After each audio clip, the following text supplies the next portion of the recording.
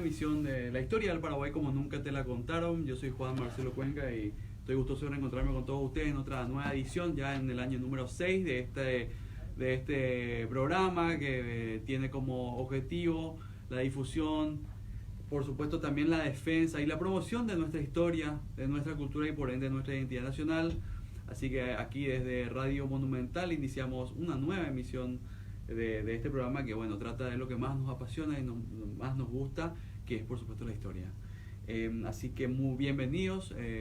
Hoy sábado 31 de agosto, el último sábado y el último día también de este mes, que fue bastante largo, en un sábado lluvioso, sin embargo igualmente agradable, donde nos reencontramos para compartir entre ya amigos y la gran y fiel audiencia de este programa temas de gran relevancia de nuestra historia, como siempre tocando temas que tengan que ver con la historia social, política, militar, diplomática y varias más desde este espacio. Así que para mí es un gusto poder hoy tener conmigo a un amigo de la casa y por supuesto a una profesora de historia que nos va a venir a hablar un poco, que estuvo estos días, que tenemos la posibilidad de poder hablar con ella. Ella es argentina, nos va a comentar unas cuantas cosas sobre lo que está haciendo y profundizar después en ciertas perspectivas historiográficas del Río de la Plata, más bien, aparte de paraguayas también. Así que bienvenidos a todos y agradeciendo ya y darle la bienvenida y saludarle a Jorge Coronel. La mayoría creo de los oyentes lo conocen, él es historiador por supuesto, y muchas gracias, estuvo con nosotros y hoy nos acompaña nuevamente. ¿Qué tal, Jorge? ¿Cómo te va? Buen día, Marcelo, ¿cómo andamos? Saludos a todos los Ramones, tenemos un día San Ramón, que estuvieron tocando bombas ahí en algunos lugares. Un gusto estar de vuelta en tu programa. Gracias Jorge, te agradezco por venir hoy. También quiero darle bienvenida, agradecerle por su presencia a la profesora Viviana María Civitilo. Ella es argentina, vino para unas jornadas que se están realizando en la Facultad de Filosofía de la Nacional. Así que bienvenida y muchísimas gracias, profe, por venir. Bueno, buenos días, muchísimas gracias por la invitación y acá dispuesta a hablar de lo que ustedes tengan interés en conocer o escuchar de una profesora que viene de un país que no era precisamente muy, donde precisamente los temas como los que yo toco respecto de la historia del Paraguay no eran demasiado transitados, demasiado visitados y aquí estamos para conversar acerca de eso. Gracias, profe, muchísimas gracias. Si nos contás ya brevemente, primero que nos hables un poco de vos, tu trayectoria, para toda la audiencia que te conozca, y después, profundizar un poco qué estás haciendo por acá. Bueno, yo soy profesora de historia, yo estudié la carrera de historia en la Facultad de Filosofía y Letras de la Universidad de Buenos Aires, universidad que es un emblema, digamos, de lo que es la enseñanza pública en la República Argentina, que está a punto de cumplir 200 años de existencia, porque fue fundada en 1821, y una facultad que, ha sido, digamos, un faro en lo que ha sido el desarrollo de las ciencias sociales y de las humanidades desde fines del siglo XIX, principios del siglo XX, ahora desdoblada, porque la Facultad de Ciencias Sociales y Comunicación está escindida de la Facultad de Filosofía y Letras, pero que sigue teniendo mucha presencia a nivel de lo que es el sistema universitario nacional y latinoamericano en el campo, digamos, de las humanidades. Y en esa facultad, yo me recibí de profesora de enseñanza media y superior en historia y hace aproximadamente 5 años, por allá por el 2014-2015, empezamos a organizar un proyecto de inserción dentro de la universidad.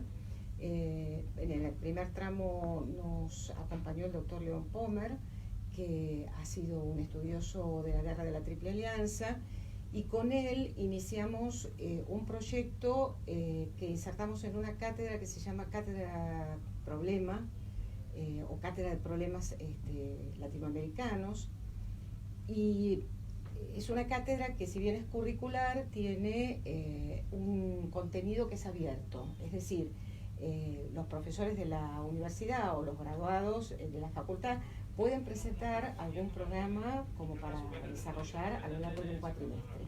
Y a partir de allí iniciamos este trayecto. O sea, primero dimos un semestre de historia del Paraguay y más adelante empezamos a transitar algunos temas específicos. Para esos temas específicos organizamos un seminario, esto a nivel de grado, o sea que los estudiantes que se están formando para ser profesores y licenciados pueden cursar ese seminario. Y transitamos algunos problemas muy específicos. El primero que transitamos fue, por supuesto, el de la Guerra de la Triple Alianza. Después transitamos un periodo anterior, que es la etapa, digamos, de la Primera República en el periodo francista y en el periodo de Carlos Antonio López. Y después incursionamos en algunos temas de historiografía. Y transitamos también un seminario sobre la historiografía de la Guerra de la Triple Alianza, vinculando los proyectos historiográficos insertos, digamos, en algunos proyectos sociales y en algunas instituciones académicas de los 4 países, de Paraguay, de Brasil, de Uruguay y de Argentina.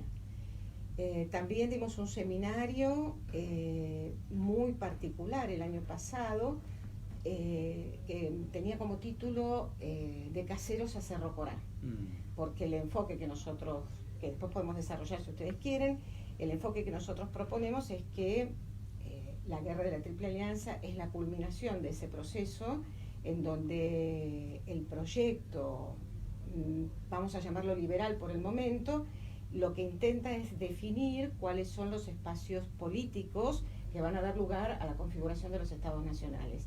Y en ese proyecto liberal está, por supuesto, el proyecto de Mitre, pero no solo el de Mitre, sino también el de otras élites y otros referentes políticos, también del Imperio del Brasil. Fue un seminario muy interesante, del que pensamos hacer una segunda versión en algún momento. Y bueno, en eso estamos trabajando. Y a partir de la formación de este grupo de trabajo, que ahora quedó un poco a mi cargo, porque el doctor León Pomer está bastante mayor y ya no dicta clase, o sea, algunas de sus conferencias las grabamos, las presentamos en sociedad, pero él ya no está en condiciones de dar clase. Está muy lúcido, muy bien, pero es un señor muy mayor. Claro. No está como para ese trajín. Claro. Sigue escribiendo y sigue produciendo, digamos, un pensamiento crítico muy, muy interesante. Y a partir de allí, bueno, iniciamos un proyecto de investigación también para recuperar el patrimonio bibliográfico y hemerográfico que tiene la Facultad de Filosofía y Letras sobre el Paraguay. Como dato inicial, si uno revisa el catálogo virtual de la Facultad de Filosofía y Letras, perdón, de la biblioteca, de las bibliotecas de la facultad, pues son varias, hay una biblioteca central y después hay bibliotecas departamentales muy, muy completas, uno se encuentra con que hay 1.600 títulos que tienen, que incluyen la palabra Paraguay. Con lo cual, digamos, hay que empezar a pensar en un catálogo de referencia para que los estudiantes argentinos puedan consultar. Sí. Si les interesa estudiar algún tema vinculado con el Paraguay dentro de la Cuenca del Plata. Y digo esto porque la historia del Paraguay y sobre todo lo que implica la Guerra de la Triple Alianza en la historia y en la historiografía argentina está muy desdibujado. No ha sido un tema que haya merecido la atención de la historiografía académica durante largos años. Y nos parece que es muy importante iniciar esa tarea de reponer el tema, de incluirlo en la currícula, de desarrollar proyectos de investigación, de recuperar el patrimonio, porque eso configura parte de la memoria colectiva, pero además, de alguna manera, necesita de una etapa de divulgación y de construcción de esa memoria y de un sentido común respecto de que el Estado Nacional Argentino se ha fundado, entre otras cosas, a partir de un conflicto bélico muy significativo, de una envergadura similar a la que tuvo la persecución de las montoneras y la campaña del desierto. Digo, en ese contexto, bueno, la Guerra de la Triple Alianza estaba bastante desdibujada. ¿Vamos bien por ahí? Sí, claro, más o menos como que se la separa de todos esos eventos que forman parte de la construcción del Estado argentino. Exactamente. El Estado Nacional Argentino. Del Estado Nacional Argentino. Es como que está desdibujada. Es como que en las historiografías nacionales, bueno, la guerra ocurrió paralelamente a ese proceso y por fuera de ese proceso. La renovación historiográfica que vino de la mano de los bicentenarios, tanto en Argentina como en Paraguay, ha recuperado parte de esos temas y ha tratado de alguna manera, de hacer una lectura crítica de lo que estaba escrito y abordar la bibliografía y las fuentes con algunas metodologías más, digamos, más trabajadas, más actuales. Y bueno, algunos avances se han hecho. Lo simpático ahí, y le traigo a Jorge a colación, en el Bicentenario Nacional fue al contrario hacia este lado.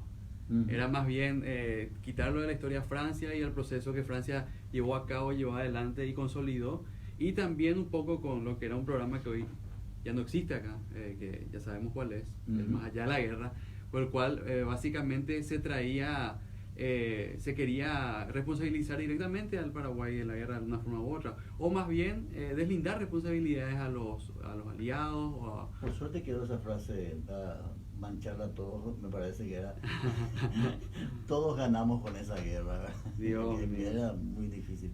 Pero la historiografía académica, imagínate lo que es la tarea que están haciendo en Buenos Aires, la cuna así del mitrismo y compañía, que sí es fuerte dentro del ámbito académico, y plantear así, estudiemos el Paraguay desde una óptica distinta de la importancia que tuvo para la formación de la nación argentina, y no solamente en un papel secundario, que también lo mismo está pasando en el Brasil, ¿verdad? O sea, en el Brasil, en la historiografía académica tampoco, la guerra del Paraguay era como una cosa, como no fue dentro del Brasil, entonces eso fue fuera del Brasil, ¿verdad? La guerra del Paraguay no fue en Argentina, fue fuera de la Argentina, entonces no forma parte de lo que tenemos que estudiar dentro de la academia, más o menos, ¿verdad? Y no lo está haciendo dentro de la Universidad de Córdoba o de Corrientes, sino que en la propia Buenos Aires, que supongo que no debe ser fácil estar ahí, ¿no? Ha sido un recorrido, digamos, con algunos obstáculos, pero lo que procuramos es superar esos enfrentamientos y esas dicotomías entre lo que es la historiografía militante y lo que puede ser la historiografía marginal, revisionista, a veces mal llamada militante, para tratar de recuperar toda esa producción y ponerla otra vez en juego, ¿no? Sí. Es decir, bueno, a ver, ¿qué dice esta narrativa? ¿Qué dice esta otra? ¿Cómo la contaron de este lado? ¿Cómo la contaron desde este otro lado? Y ver con ese conjunto de trabajos historiográficos más las fuentes documentales vueltas a revisar, bueno, qué es lo que podemos decir de nuevo desde una perspectiva que intenta superarlo sin obviar las responsabilidades que de golpe puede tener cada uno de esos proyectos políticos, pero que es necesario revisar no solo desde la perspectiva del presente por las necesidades digamos, de construir una memoria legitimadora o justificadora del poder, sino en todo caso desde la perspectiva de quienes fueron sus protagonistas, ¿no? Es decir, que no quiere decir que no hubiera proyectos de poder. Una cosa interesante de lo que decía Jorge, si puedo continuar un poquito. Por supuesto. ¿Te puedo hacer una pregunta si no te incomoda? No, por favor. O sea, si te incomoda, puedes dejar pasar. Felipe Piña está dentro de los historiadores, digamos, a ver cómo puedo decirlo, militantes o científicos. Porque yo que lo leo, él cuando quiere olvidar o dejar pasar ciertos eventos históricos ciertos hechos históricos que son relevantes para la Argentina, como lo fue justamente también la campaña entre paréntesis libertadora de Belgrano aquí. Él lo olvida, no es una efeméride que recuerde. Por eso te consulto eso. Felipe Piña es un hombre muy bien formado, sabe de historia, me parece que en ese sentido hay que reconocérselo. Su objetivo fue la divulgación del conocimiento histórico y en ese proyecto divulgador hay algunas propuestas que él tiene que han sido muy, muy positivas, en el sentido de que ha hecho conocer hechos de la historia argentina que no se conocían. Comparto la idea de que hay cosas que por ahí las omite. No sé si las omite, pero en todo caso las soslaya, las deja de lado. Me parece que el problema con Felipe es que, a diferencia de un proyecto como el que proponemos nosotros, él vuelve a aislar esos hechos de todo un contexto, como para focalizar a lo mejor en ese hecho algún énfasis en determinados proyectos. El problema es que esos proyectos tienen que estar contextualizados en relación con otros. Digo, si uno analiza el periodo revolucionario en la historia argentina, se encuentra con que el enfrentamiento entre unitarios y federales no es solamente un problema de las guerras civiles después de la caída del directorio en 1820. Durante toda la década revolucionaria hay conflictos entre los que, digamos, se proponen un gobierno central y conflictos con las provincias. Y esa discusión, esos debates, esa confrontación, uno la puede rastrear en las fuentes y la puede rastrear en la producción de textos históricos. Ahora, si vos aislás este tipo de enfoque o perspectiva y decís, bueno, yo voy a hacer una historia del Partido Federal, y aislás las fuentes, y aislás a los actores, y aislás a los relatos, a las narrativas históricas, periodísticas y demás, de los otros proyectos de los unitarios, y no ves el enfrentamiento, no ves el conflicto, te quedaste con una parte de la historia y con una versión, que generalmente lo que tiende a hacer es legitimar determinada corriente.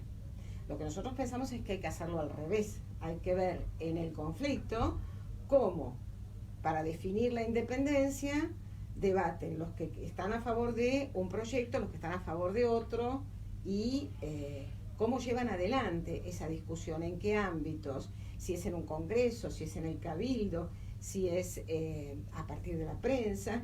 Y con ese conjunto de fuentes uno empieza a ver cómo los actores llevaron adelante su práctica política, cómo llevaron adelante sus proyectos, si estaban, por ejemplo, en el caso argentino, vinculados a las milicias, en el caso del Paraguay lo mismo, es decir, cómo funcionan otros actores que no tienen la misma visibilidad porque a lo mejor no tenían un órgano propio de expresión, pero que si uno empieza a buscar en otro tipo de fuentes menos ortodoxas o por ahí menos de las menos clásicas, digamos, de la historia, empieza a buscar en la literatura y empieza a buscar en los cantares populares, en el poemario anónimo, empieza a encontrar que hay de manera subyacente otros elementos para tener en cuenta de esos sectores que a lo mejor acompañaron el movimiento federal o que acompañaron a los 1000 congresales.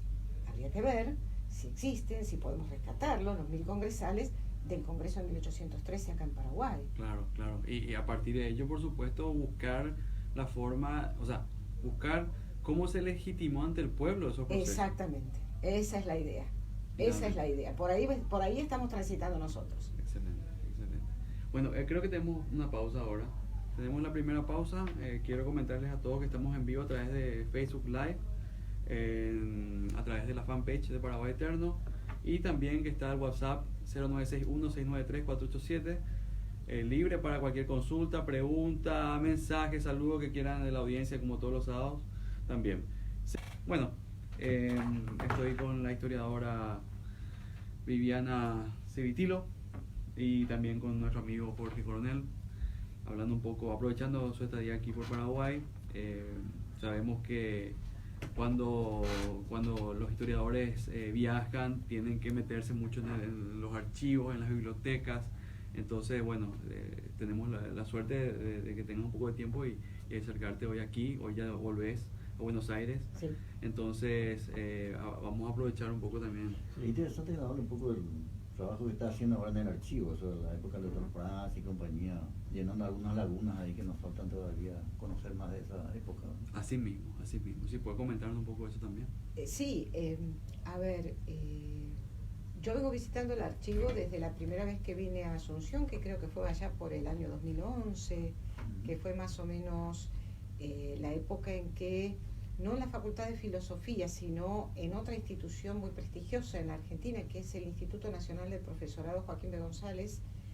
El Instituto de Formación de Profesores se funda, se crea en paralelo a la Facultad de Filosofía y Letras, allá por 1904. Los que lo fundan son los mismos profesores que fundan la Facultad de Filosofía y Letras, son quienes después dieron forma a lo que en la Argentina se llamó la Nueva Escuela Histórica. Ahí surgió este proyecto porque yo era profesora en el instituto, es, digamos, el instituto padre, por no decir madre, de los institutos de formación del profesorado. Por allí transitaron Emilio Rabiniani, Ricardo Levene, gente muy prestigiosa, por supuesto, dentro del marco de una historiografía liberal y oficial, pero digamos, muy sólida desde el punto de vista académico, erudito. Muy sólida desde el punto de vista erudito, hay que visitarla, hay que leerla, lo mismo que hay que leer a Mitre. Hay mucha documentación allí, más allá de que la interpretación que puedan hacer de esa documentación tenga un perfil que a lo mejor no es el que, digamos, el más completo o que tiene una clara definición ideológica y política, claro. Pero eso no significa que no haya que tomarlo en cuenta.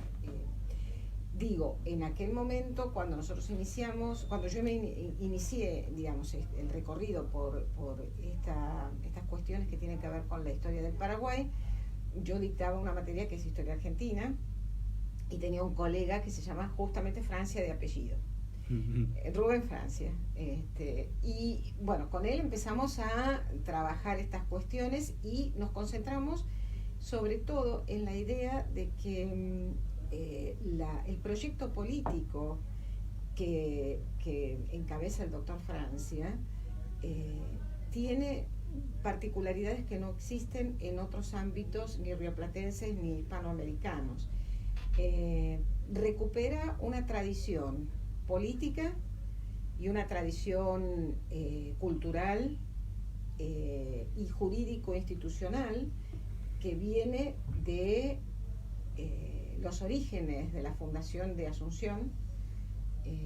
Ustedes tengan en cuenta que en la fundación del Cabildo de Asunción ya aparece la palabra república. El significado de la palabra república en aquel momento, siglo XVI, no era el mismo precisamente que el de la república que se funda, digamos, a partir del Estatuto del 13, ni tampoco la de Carlos Antonio López, porque al correr del tiempo, las prácticas políticas, los proyectos políticos, las instituciones van cambiando, la historia está permanentemente en movimiento.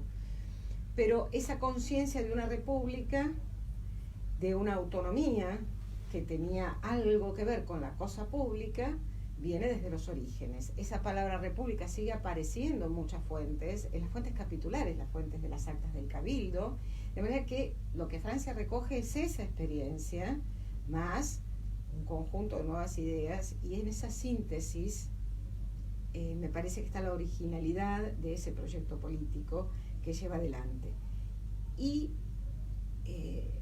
digamos, para la historiografía, digamos, para la construcción de un relato sobre esa primera república que surge después de la derrota de Belgrano en 1811 y que se empieza a consolidar en el Congreso de 1813, la dictadura aparece como un obstáculo, porque es estudiada a partir de la maldad, la perversión de Francia o la exaltación del nacionalismo de Francia. Pero lo que me parece que uno puede ver en las fuentes y que por ahí no está tan trabajado, y ahí es por donde nos estamos metiendo nosotros, o por lo menos mi proyecto particular de investigación dentro de este grupo de trabajo en la facultad, tiene que ver con la necesidad de vincular esa dictadura con otros órganos que siguen teniendo alguna cuota, no sé si de poder, pero en todo caso de participación, porque el Cabildo sigue funcionando hasta 1825 y uno revisa esas fuentes del Cabildo y encuentra cosas muy interesantes. Francia tenía poder, pero no gobernaba solo. Los comandantes también tienen un control territorial que habría que pensar. Bueno, la doctora Nidia Areces en su momento había estado trabajando ese tema. Digo, hay algunos resquicios que deja esa historiografía como para entrar a indagar. Uno de los problemas que tenemos es que el desguace que sufrió el archivo en diferentes momentos, pero fundamentalmente el desguace que implicó el traslado del archivo al trasladarse a la capital primero y el traslado posterior que implicó digamos, la apropiación del archivo por parte de quienes tomaron Asunción y el desguace posterior que comienza la devolución del archivo en etapas, bueno, significó primero una destrucción de la memoria histórica primero. No sé si destrucción de la memoria histórica, digo, hay que reconstruirla, porque lo que debió ser una serie de documentos ordenados de alguna manera, terminó dispersa, no me salía la palabra, dispersa por distintas formas de archivo. Y la otra cuestión que me parece interesante y que por ahí habría que pensar es que quienes se propusieron ordenar nuevamente el archivo, con un esfuerzo, yo reviso los libros copiadores de actas o reviso los catálogos y la verdad que es un patrimonio riquísimo. Pero claro, el criterio con el que está hecho es el criterio de el modo en que se llevaba a cabo digamos, la construcción de una disciplina histórica por allá por principios del siglo XX, donde, digamos, el ordenamiento de esa tarea tenía que ver con el Estado Nacional y con la necesidad de preservar ese patrimonio en función del reconocimiento del Estado Nacional. Y en el caso del Paraguay eso era fundamental, porque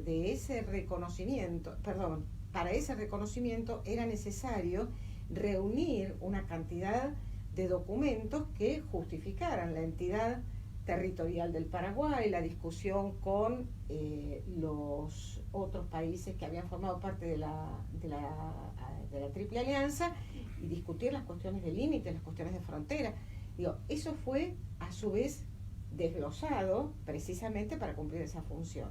Entonces ahí tenemos que volver hacia atrás y empezar a pensar que en la época de Francia el Estado Nacional que conocimos con posterioridad a la Guerra de la Triple Alianza no es aquella entidad política que surge del movimiento revolucionario y que se propone la autonomía primero y la independencia después.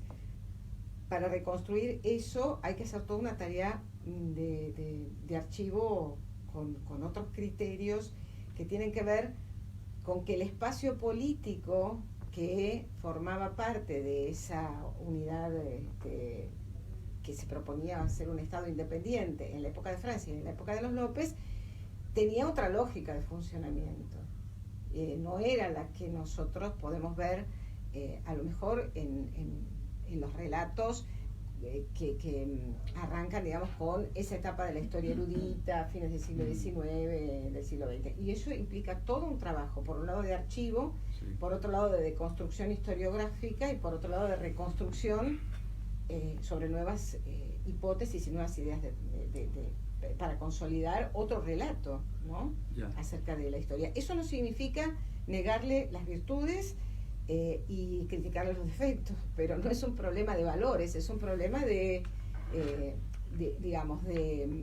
volver a poner en el lugar original aquello que fue desglosado, que fue primero desguazado por la invasión de los ejércitos aliados y el posterior saqueo, y después la necesidad de reconstrucción a partir de otros presupuestos. Con respecto a lo que es historiografía nacional sobre el periodo de Francia, yo creo que es una mirada muy unidimensional de repente. Y esa mirada unidimensional es provocada por eso que estás mencionando justamente, ¿verdad? Porque el estudio, el análisis de ese periodo histórico se realiza en base a documentos y a ciertos relatos existentes, pero al tener documentos que fueron ordenados de una manera distinta a la que realmente originalmente estuvieron, por supuesto que es, aparte de aquellos que desaparecieron, porque muchos habrán desaparecido, nunca vamos a saber cuáles obviamente, por supuesto hacen más que una construcción histórica después de la nueva unificación de esos documentos, reconstrucción, compendio, como quieras llamarlo, lo que hace es una deconstrucción de la realidad, ¿verdad? Claro, exactamente, sí. Yo creo que esa es una tarea pendiente para los historiadores paraguayos, pero también para los historiadores de la Cuenca del Plata, del Río de la Plata, ¿no? Porque, a ver, si hay algo que me parece que es importante destacar, es que la respuesta política que tiene Paraguay al problema de la caída de la monarquía y del derrumbe, digamos, de los imperios atlánticos, y con esto digo los imperios ibéricos y el imperio británico, que también tiene su importancia respecto de la independencia de las 13 colonias, digo, los imperios atlánticos como conjunto. El Paraguay es la negación, lo opuesto de lo que ocurre, por ejemplo, en Buenos Aires. Entonces, de ahí me parece que hay toda una lectura, hay una necesidad de toda una lectura renovada que no esté anclada en esas historiografías nacionales del siglo XIX, que tienen su origen en el siglo XIX, pero que también tienen su continuidad en el siglo XX. Y creo que ahí estamos iniciando una tarea importante, pero sobre todo porque la respuesta política hacia el interior del Paraguay, como decía antes, recupera esa historia propia de Asunción y de todo su territorio como territorio fronterizo, y la recupera desde una capacidad de resolver en forma autónoma otras crisis anteriores, como la de los comuneros, como afirmación de esa autonomía. Y ahí el Cabildo de Asunción tiene una función muy importante, que es muy necesario recuperar para entender el proceso posterior, para entender por qué el Paraguay puede proponerse a sí mismo enfrentarse con Buenos Aires, más allá de los intereses económicos, que los había y muchos, ¿no? Sí. Un dato fundamental, el Cabildo de Buenos Aires, cuando decide la campaña de Belgrano y decide la campaña del Ejército del Norte, la va a financiar con las asignaciones que tiene el virrey y los funcionarios peninsulares, y con la renta obtenida del estanco del tabaco, con lo cual para Paraguay era prácticamente más que una invasión militar, digamos, tenía que ver con sus propios recursos, de manera que hay conflictos de carácter que están vinculados a los intereses económicos, pero también hay un vínculo muy importante entre las familias más importantes del Paraguay respecto de las casas comerciales porteñas, digamos, eso hay material, se puede retomar, se puede profundizar, pero digo, esa decisión respecto de enfrentar la invasión porteña, de que las milicias estuvieran dispuestas a llevar adelante ese proceso y que después estuvieran dispuestas a acompañar este movimiento del 14 y 15 de mayo, me parece que está muy anclado en esa historia de autonomía que viene de más lejos. Años, sí. Y de una tradición, además, de carácter jurídico, político, a partir de la cual se fundamenta esa resistencia, que tiene que ver con los principios a partir de los cuales se funda esa autonomía, que son las 7 partidas de Alfonso X, ¿no? y eso es lo que vuelve a aparecer. Bueno, aparece también en otros procesos en América Latina, pero en Hispanoamérica, mejor dicho, por las características que tiene ese periodo. Pero en Paraguay se concreta. Sí. Es decir, en Paraguay se lleva a cabo. Y eso no se ve en otros contextos. Hay una tesis interesante de que la revolución intentada por Artigas se consolida en Paraguay. Una revolución más democrática y que es derrotada en Uruguay, ¿verdad? Sí. Por la provincia oriental en ese momento, tanto así que, bueno, ya sabemos, Artigas viene a refugiarse al último lugar que le quedaba, porque si no, nos quedaba vivo. Y esa revolución democrática la consolida Francia, que fue mucho tiempo negada también, ¿verdad? Conocemos nuestra historia, ¿verdad? Por suerte la tesis creo que del doctor Viola, que empezó un poco con su tesis doctoral, digamos, a levantar, digamos, un poco acá, hay otras historias contadas, o los trabajos de Paglialunga, por ejemplo, sí, sobre el tema de la educación, porque yo vengo de una educación primaria y secundaria donde nos enseñaron, no. El doctor Francia cerró todas las escuelas, no había educación, no había nada. Sin embargo, hoy, con la documentación, te están diciendo, espera un poco, había una educación mucho mejor que inclusive lo que teníamos en el entorno del Río de la Plata, ¿verdad? Incluyendo el Brasil, ¿verdad? Hay una anécdota que Maestri, por ejemplo, cuenta en sus libros, ¿verdad? Él lo cataloga directamente una élite ignorante a la que manejaba la corte en Río de Janeiro, ¿verdad? O sea, eran gente que no estudiaban para nada porque no era motivo de preocupación del Estado eso, la educación. Que sí el doctor Francia con su revolución democrática consolidó acá, ¿verdad? La educación que ahora se está viendo, ¿verdad? O sea, hay fuentes como para consolidar esa tesis, ¿verdad? Entonces, o también la diferencia entre lo que pasaba acá y lo que pasaba en Buenos Aires y compañía, de cómo se manejaban las élites, ¿verdad? O sea, mismo el Congreso de los 1000 en el 13 y el Congreso en Tucumán en el 16 en Argentina, cuando se consolida como independiente ya hay una gran diferencia de participantes, ¿verdad? Sin ninguna duda. No más de 25 representantes de toda la Argentina, ¿no? Nosotros teníamos un congreso de solo Paraguay de más de 1000 diputados, ¿verdad? Entonces, sí.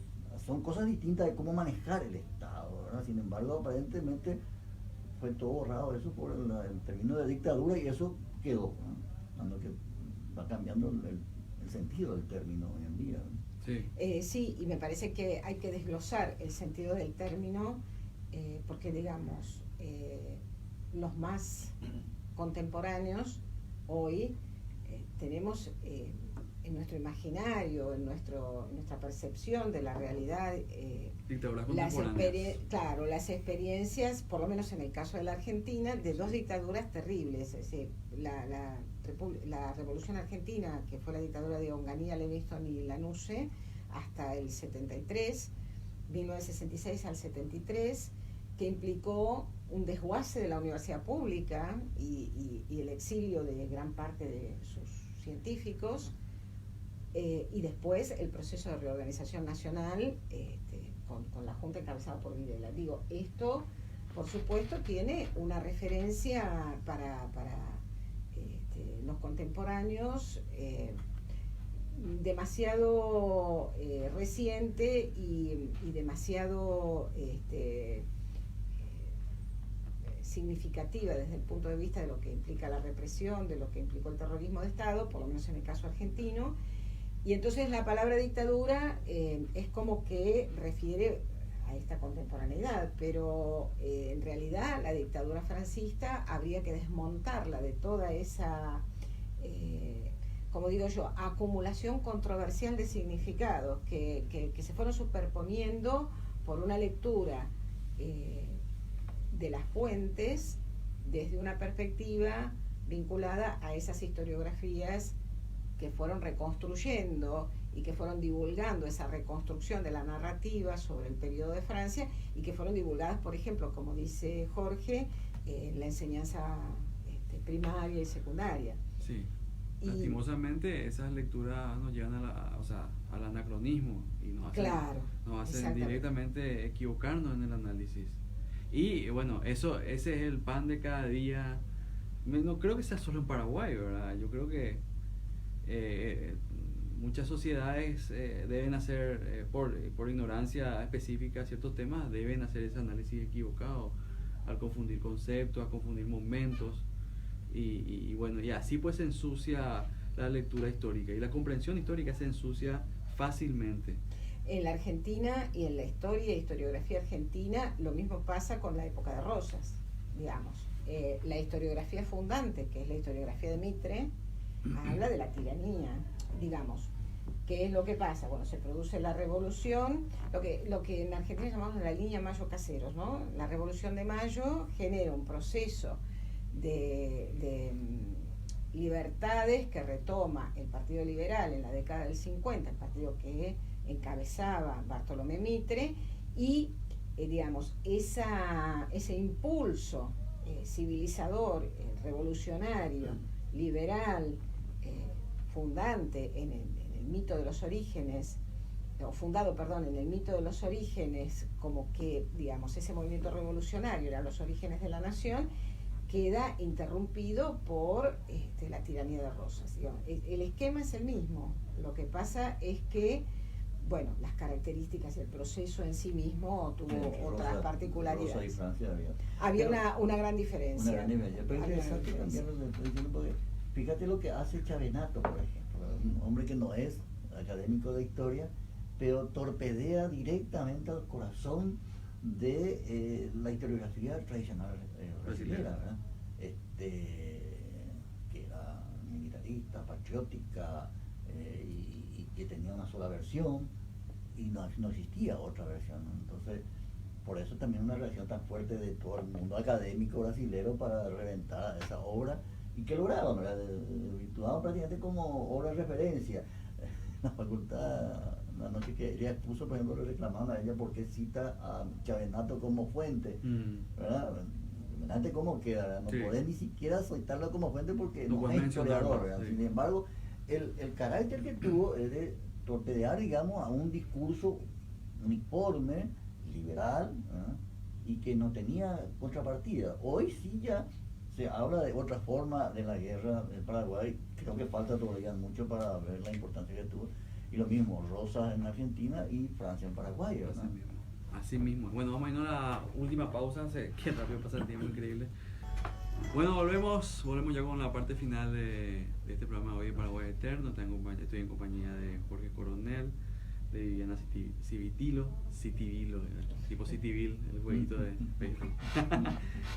Bueno, realmente bastante, digamos, rico en detalles este relato y conversación que tenemos aquí, así que estoy muy contento realmente, Viviana. Muchas gracias. Y para ir cerrando un poco también, ¿verdad? Hablaste mucho por supuesto, de Mitre, bueno, protagonista innegable de la historia de la Argentina. Él es considerado más o menos como el padre de la historiografía argentina.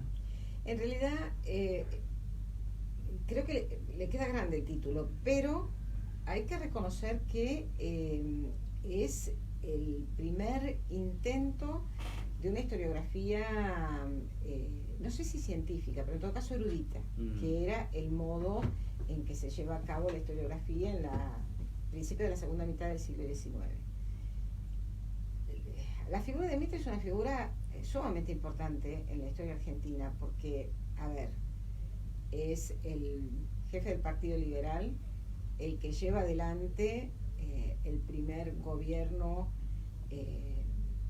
digamos, después de la unificación, posterior a la batalla de Pavón y posterior a la secesión de la provincia de Buenos Aires, jefe del ejército y además la primera construcción historiográfica a partir de un primer trabajo que es la Galería de Celebridades, que en donde apunta, digamos, a recuperar, empezando por Rivadavia, las figuras más significativas de ese proceso que yo decía de la línea Mayo Caseros, ¿no? Es decir, de los orígenes de lo que él considera la nación argentina en la Revolución de Mayo y el posterior impulso que le da a esa construcción de la nación y posteriormente del Estado Nacional, luego de la derrota de Rosas en Caseros por el Ejército Grande. Y entonces a partir de ahí comienza sus dos grandes obras, que son la historia de Belgrano y la historia de San Martín, que las va construyendo a lo largo del periodo que llega hasta, no recuerdo en este momento la fecha de la última publicación, porque hay varias ediciones, que él las va actualizando. ¿Y Mitre es el primer biógrafo de estas dos figuras? Digamos que es el primero y el principal biógrafo de estas dos figuras. O sea, él los pone en el lugar de la historia que hasta hoy tiene. Exactamente. Por eso es el padre de la historiografía. Ahora, eso no significa que no haya tenido, al compás, digamos, de su trayectoria política, sí, porque Mitre es una figura que, digamos, tiene una larga trayectoria. Después de ser presidente, por supuesto, no puede ser reelecto, no va a ser electo en un periodo posterior, porque sus conflictos, muchos de ellos producto de la guerra de la Triple Alianza, los llevan a, digamos, perder esa posición privilegiada que tenía en el marco, digamos, de quienes habían sido los dirigentes políticos, en este caso del Partido Liberal, que se supone que eran los que debían reconstruir esa unidad política y llevar a cabo los objetivos de aquella Constitución Nacional del 53 y la reforma del 60. Pero yo quisiera recordar, si me quedan un par de minutos, sí, claro, algo muy importante que en la historiografía argentina no está del todo tratado con la relevancia que tiene. Entre la batalla de Cepeda y la batalla de Pavón, que son las dos batallas que terminan de definir esa unificación del territorio argentino entre la Confederación Argentina y el Estado de Buenos Aires, el garante del pacto intermedio que se lleva a cabo, que es el pacto de San José de Flores, es el mariscal Francisco Solano López. Sí.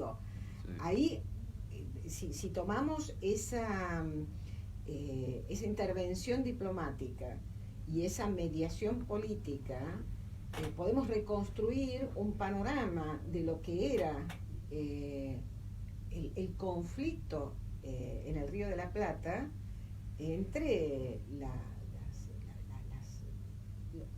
las dos partes, digamos, que terminan unificándose en lo que va a ser la nación argentina, pero al mismo tiempo diseñando una estrategia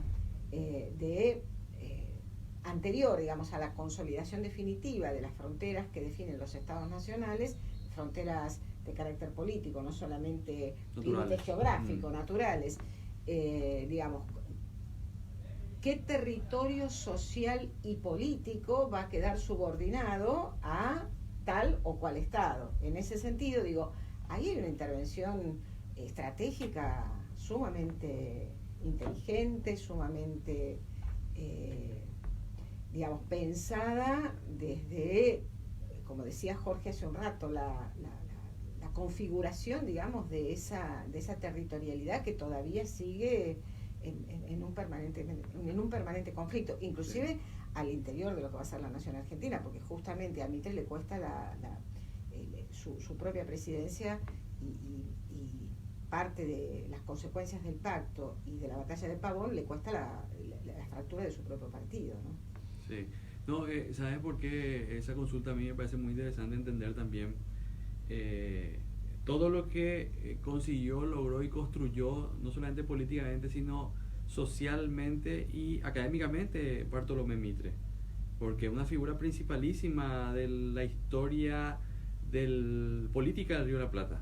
Sin ninguna duda. Entonces, y también las consecuencias de sus actos repercutieron en todo el Río de la Plata, especialmente para mí, por supuesto para nosotros los paraguayos. Eso a nosotros nos marca por lo que fue la guerra, por las decisiones políticas que tomó él, por las alianzas que hizo justamente para llegar a los objetivos políticos que tenía, y la lectura geopolítica que tenía también de la región, porque eso es lo que él busca finalmente concretar a través tanto de la guerra o de las alianzas que tiene políticas.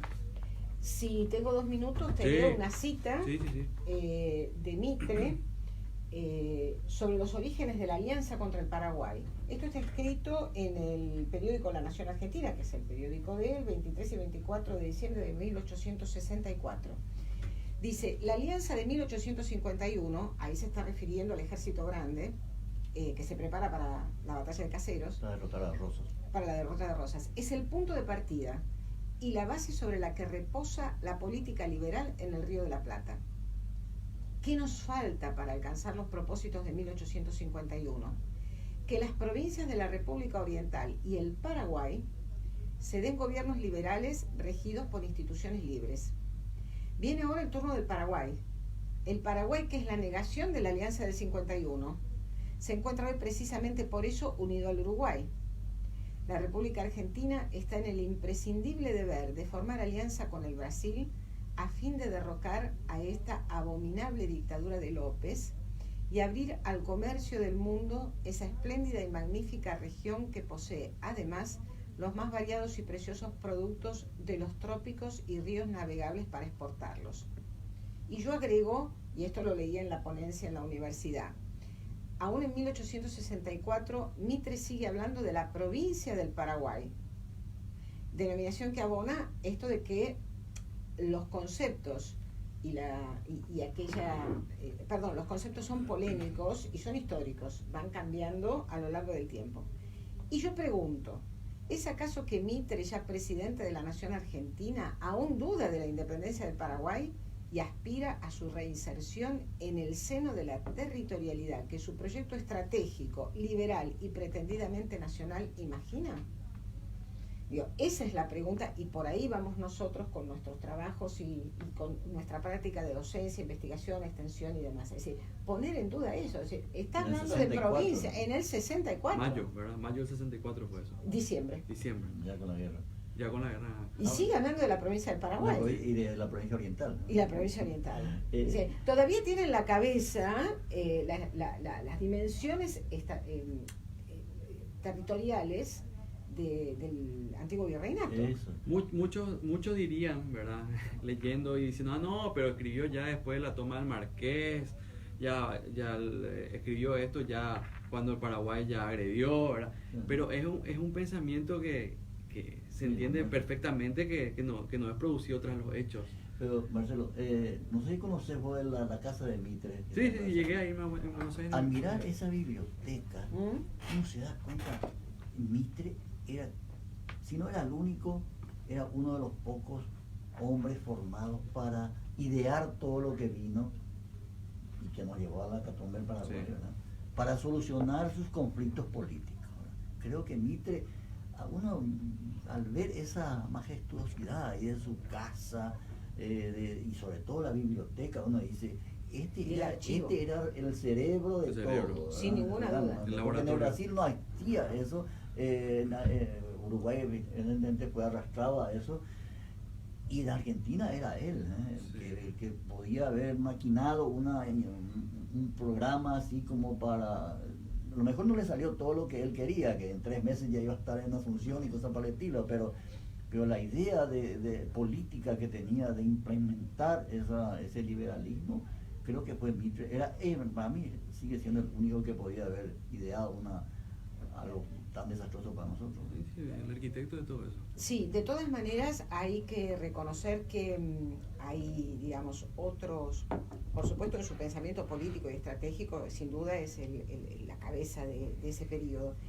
Pero aún en la década del 60 hay toda una intelectualidad opositora y hay que recuperarla también porque hay debates muy interesantes allí, muy críticos respecto del tema de la guerra. Y hay otra cosa que por ahí a los que les puede interesar este tema de la relación entre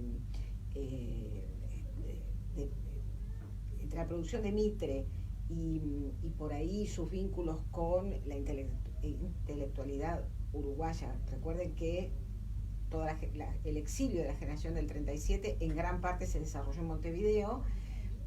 Hay un trabajo muy interesante de Tomás Sansón Corvo que justamente habla de los vínculos entre los intelectuales e historiadores de ambas orillas del Río de la Plata, ¿no? Que por ahí vale la pena recuperar, sobre todo la relación entre Mitre y Andrés Lamas. Y el intercambio de textos, de documentos también, de cómo van construyendo esa narrativa historiográfica que comienza a tener una forma erudita, es decir, sustentada en fuentes y no solamente en una narrativa al estilo de Facundo de Sarmiento, digamos, que está a mitad de camino entre la literatura, el ensayo, la historia, digamos. Por eso es una historiografía fundante. De alguna manera, yo arriesgaría alguna hipótesis de que es lo que en Paraguay comienza con la época de Blas Garay, los pre-novecentistas. Sí, bueno, se acabó el programa. Tiraste un ajustito que yo hace rato te quería también, o sea, quería hacer un poco también el paralelismo entre Mitre como fundador de una historiografía académica o erudita y Blas Garay, nosotros que realmente es el fundador de la historiografía paraguaya, ¿verdad? Todavía no es académica, es muy erudita porque no está asentada en una institucionalidad que tenga que ver con las universidades, con el Estado o con otros institutos, como por ejemplo el Instituto Geográfico Histórico de Río de Janeiro, que es un antecesor. Se intenta en la década, esto llevaría mucho más tiempo, se intenta en la década del 50 fundar un instituto de esas características, pero todavía no, digamos, no tiene pie. Bueno, terminamos ya el programa. Te agradezco muchísimo, Viviana, realmente fue impresionante. Pasó rapidísima la hora y media y bueno, ojalá que vuelvas pronto y podamos encontrarnos nuevamente y seguir hablando, no solamente acá en estudio, sino seguir hablando, tomar un café y profundizar lo tan interesante de tus estudios y tu trabajo también y tu análisis, por supuesto. Así que muchísimas gracias por venir a Paraguay Eterno.